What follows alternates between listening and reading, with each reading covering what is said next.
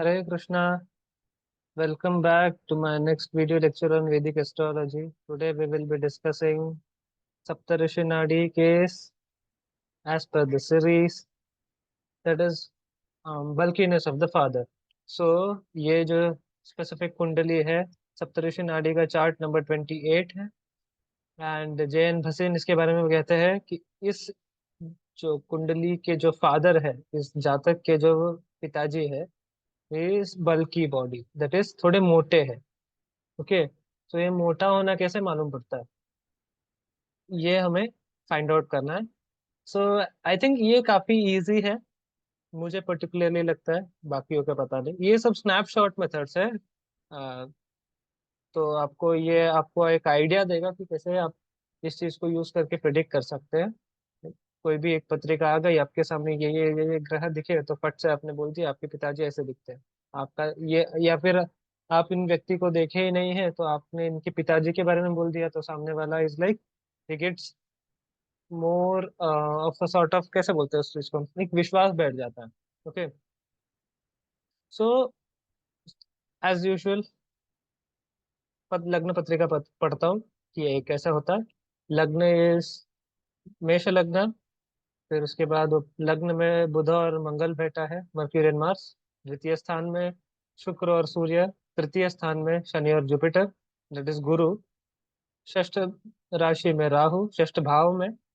And चंद्र अष्टम राशि में नीच होकर बैठा हुआ है, द्वादश में केतु। ओके, सो यहाँ पर इन्होंने ऐसा बताया है, पहले मैं आपके लिए पढ़ लेता हूँ कि ये क्या बताना चाह रहा है। This case of birth chart, Aries ascendant has been stated by the नाडी that the father of the native is बल्कि। घूम फिर के वही जो मैंने स्टार्टिंग में इंट्रोडक्टरी जो दिया, पिताजी थोड़े मोटे हैं। क्यों मोटे हैं, कैसे मोटे हैं, कैसे पता चल रहा है, कौन सा ग्रह देख रहा है। ठीक है, सो लग्न से भाग्य स्थान बनता है पिताजी के लिए। अ, तो ये स्पेसिफिक जब भी आपको फादर का मैटर देखना है, नाइन्थ नाइन्थ जो भाव होगा, नववा भाव को लग्न में बनाकर वहां से सब पढ़ना शुरू कर देते हैं। ठीक है, सो इस ये वाले केस में धनुर लग्न बनता है फादर के लिए। सो फादर का जो अधिपति है दैट इज जुपिटर, यहाँ पर भाग्य स्थान अधिपति, वो सीधा जाता है बुध के राशि में। ठीक है, शनि के साथ। और गुरु का दृष्टि गिर रहा है लग्न के ऊपर, दैट इज भाग्य भाव के ऊपर। और शनि का दृष्टि गिर रहा है भाग्य भाव के ऊपर, दोनों समान। ठीक है, एंड जो अधिपति है सूर्य, अधिपति नहीं, कारका जो है फादर का कारका दैट इज सूर्य, सूर्य शुक्र के साथ है। वो एक वाटरी प्लैनेट है, जल तत्व वाला ग्रह। And at the same time Chandra भी देख रहा है जल तत्व वाला ग्रह। जब भी जल तत्व वाला जो ग्रह होता है उसका इन्फ्लुएंस आता है भाव के ऊपर, उस ग्रह के कारका के ऊपर, या उस राशि के ऊपर, या उसके अधिपति के ऊपर, तब उसका जो शरीर है वो सॉर्ट ऑफ थोड़ा बल्कि नेचर आ जाए, कफ प्रकृति आ जाता है। वात पित्त और कफ, इस तीन वेरिएशन में आयुर्वेदा बोलती है कफ इज यूजुअली बल्कीनेस को रिप्रेजेंट करता है। एंड बल्कि प्लैनेट्स यहाँ पर एज पर हमारे ज्योतिष शास्त्र के हिसाब से महर्षि पराशर आदि दूसरे जो ग्रंथ है, अ, उसमें शुक्र, चंद्र और गुरु का प्राधान्यत्व दिखाया जाता है। और बल्कीनेस यानी मोटा होना, मंगल का इस पर पित्ता, मंगल और सूर्य पित्ता। शनि इज वाता, वाता प्लस कफा। ठीक है, शनि का अप्रोच है वाता और कफा। राहु का वाता और कफा। चंद्र का कफा और वाता, कफा का मेजर पोर्शन रहेगा और थोड़ा सा वाता प्रकृति होगा। बुधा का तीनों प्रकृति हो जाता है, वात पित्त कफा। लेकिन एट द सेम टाइम अगर वो किसी पित्त ग्रह के साथ है तो पित्त एग्रीगेट करेगा, जैसे ये वाले केस में है। अब केतु है, केतु इज लाइक मार्स, मंगल के जैसा है, तो मंगल के जैसा पित्त प्रकृति दिखाएगा। But at the same time Rahu और केतु का ये भी सिनारियो है कि वो जिस राशि में बैठते हैं उसका एक रिजल्ट भी देते हैं वो। जैसे ये वाले केस में अगर मैंने एक केस देखा था जहाँ पर राहु वॉज इन तुला राशि, तो तुला राशि में था तो वो व्यक्ति जो लेडी थी वो काफी बल्कीनेस उनके बॉडी के प्रोपोर्शन में था, और वो she was running from the दशा ऑफ राहु। लग्न में ऑफकोर्स था तो बल्कीनेस का नेचर आ जाता है। एंड ऑफकोर्स राहु अपना पित्त वात प्रकृति भी दिखाएगा वहां पर, प्रधानत्व में overthinking etcetera etcetera. So ये तो थोड़ा टेंजेंट चला गया। Let's get into the chart. यहाँ पर गुरु है, गुरु का जो लग्न है जैसे धनुर राशि के ऊपर शनि और गुरु का दृष्टि, कफ प्रकृति और वात प्रकृति का प्रबल दृष्टि, and at the same time कारक के ऊपर शनि और चंद्र और शुक्र का जो परस्पर दृष्टि युति है, एंड सूर्य पे बैठता है शुक्र के राशि में। तो इससे काफी क्लियर हो जाता है कि फादर पॉसिबली बल्कि होंगे। अगर हम लोग चंद्र से इसको टैली करने की कोशिश करते हैं, अगर चंद्र कुंडली से, एवं एवं फलम वाच्यम चंद्रादपि सदा बुधे ही, ऐसे महर्षि पराशर ने बृहद पराशर में बोला है।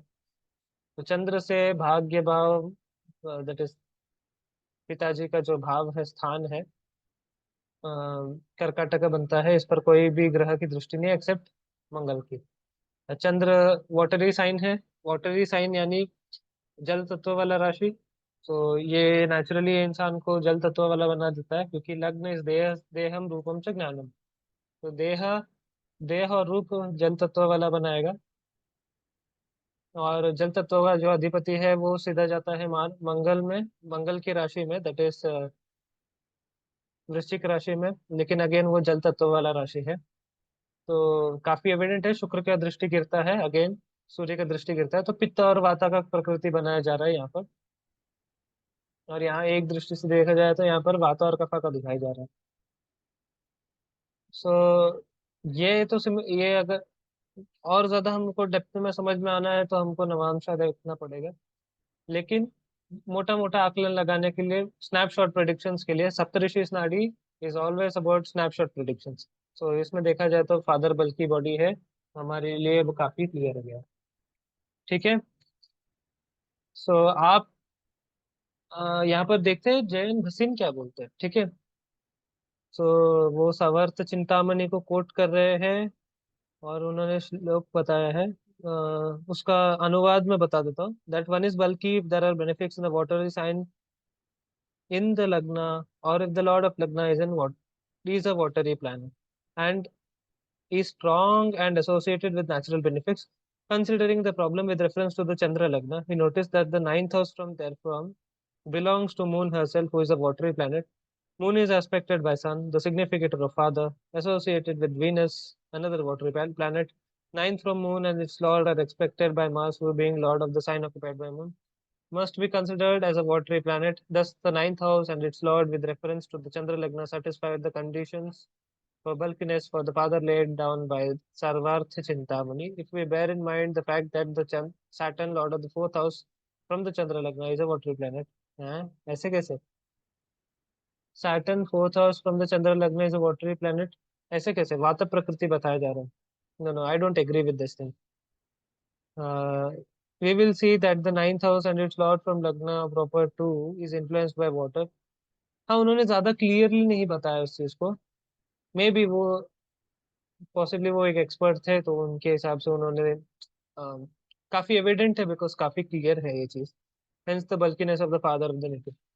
तो हेंस प्रूव्ड कि बल्कीनेस, या अपने रेपिटेटिवली अपने जितने भी हॉरोस्कोप्स है उसमें आप चेक करके देख लीजिए, आपको ये रूल ऑलमोस्ट 70 to 80% आपको वर्क करता हुआ दिखेगा। एंड अगर आपके पास और ज्यादा कॉम्बिनेशंस है, अगर आपके पास और कोई नया मेथड है देखने के लिए, so you can type them out on the comment section. आपको क्या लगता है इस कुंडली के बारे में? So that's all for today. I hope I have some done some justice to this subject. बाकी धन्यवाद। हरे कृष्ण।